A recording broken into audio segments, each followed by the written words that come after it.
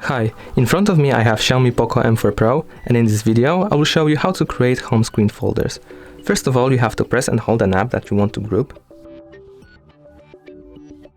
and drag it into another app. You will see the gray outline, and when you can see it, you can release it. Now the folder has been created.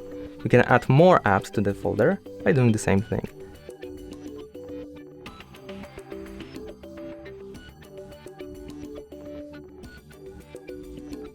You can enter the folder by clicking on it, and you can change the name of the folder by clicking on the name. Type any name you want, and to save it, simply press the background. Now your folder has a new name.